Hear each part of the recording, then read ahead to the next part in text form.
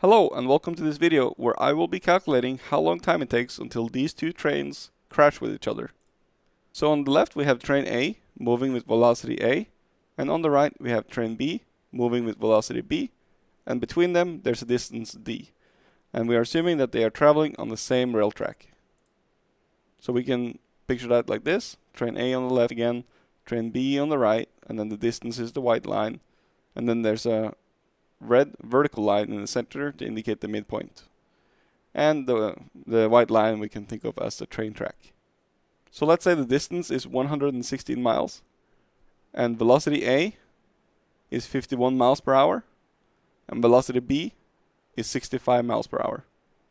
So since velocity B is higher than velocity A, so velocity B being 65 miles per hour and velocity A being 51 miles per hour, we know that the collision is going to occur on the train A side of the midpoint. So the midpoint being the vertical red line. That's because train B is moving faster, so that's going to travel further when the collision occurs. So the easiest way to think about this problem is, instead of thinking of it as two trains, you just combine the speed of the two trains into one train that has the combined speed of both. Because you're basically, if you're two trains from each side eating up the distance, or if you're just one train from one side with the combined velocity, it'll be the same answer. So let's combine train A and train B on the left side, and they will take up the same distance, and then they will crash when they get to the end. So that's the same problem, but reformulated in a way that a lot of people think is easier. So let's combine the velocity. 51 miles per hour plus 65 miles per hour is 116 miles per hour. So let's look at the velocity formula. So we're looking for time. So we're going to cover over time. And so we can see that to find time, we have to take d, distance, and divide it by v, velocity. So let's do that. We have the train with a combined speed of 116 miles per hour and the distance being 116 miles. And t is, or the time t, is distance divided by velocity. So we have 116 miles divided by 116 miles per hour, and we get 1 hour. So it will take 1 hour for the two trains to collide. Okay, let's do another example. So we have the same scenario, two trains A and B with their velocity VA and VB.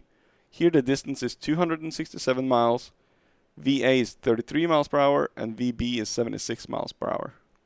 So let's do it the same way. Combine the speed of train A and train B on one side and let it travel the distance until it hits the end. So the combined speed is VA plus VB, which is 33 plus 76, which is 109 miles per hour. Then we use the velocity formula. We want to find time, so we cover time. So that's d divided by v. So let's do d divided by v. So that's 267 miles per hour divided by 109 miles per hour, and we get 2.45 hours. Okay, let's do a third example. So same scenario. We have a distance of 542 kilometers. We're using kilometers now. And we have a velocity A of 81 kilometers per hour and a velocity B of 66 kilometers per hour.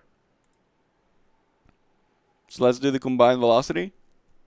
81 plus 66 is 147.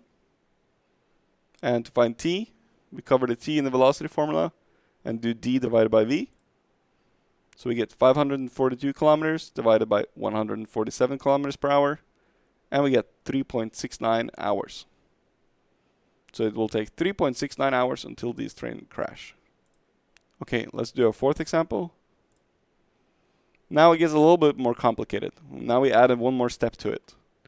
So now we want to know how far has the B that's shown in this picture traveled when the trains crash. So we have the same scenario with the trains, two trains on the same track traveling towards each other, VA and VB. But we also have a B that's flying at 80 kilometers per hour. It's an incredibly fast B. Crazy fast B. So let's see, how long has this B traveled when the trains crash? Well, we have to break it down. We know the speed of the B, but we need to know how long it has been flying. So to find the distance, we need both the speed and the time.